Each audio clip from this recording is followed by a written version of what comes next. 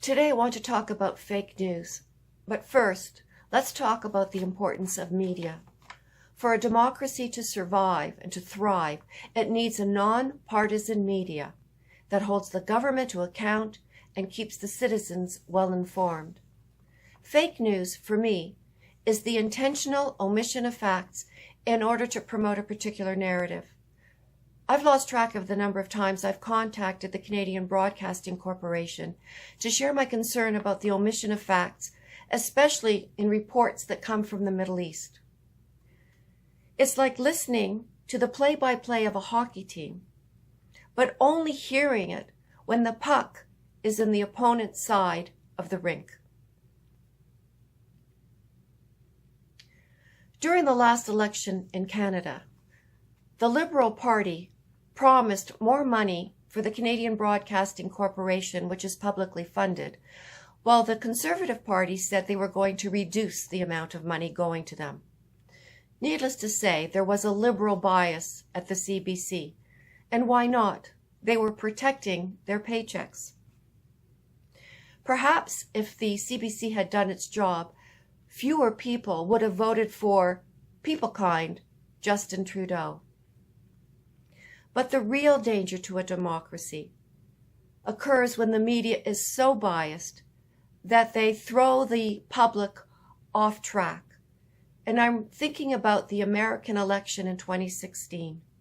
Millions upon millions of people were absolutely shocked, gobsmacked, that Hillary Clinton had lost the election, that Donald Trump had won.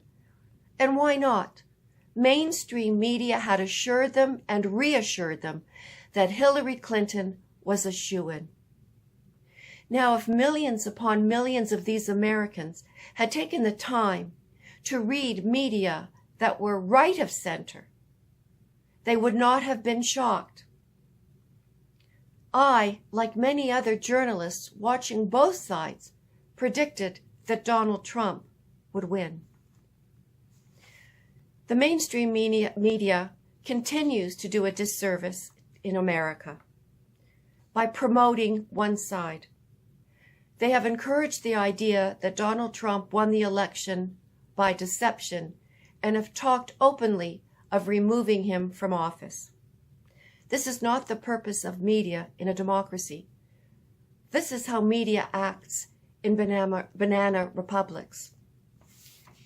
Just as disconcerting was watching journalists cry on election night. I have absolutely no interest whatsoever in the feelings of journalists ever. Their behavior that night and for days following was unacceptable, and they all should have been fired. They certainly do not represent the ideal of journalism, like Chet Huntley and David Brinkley, Peter Jennings and Walter Cronkite.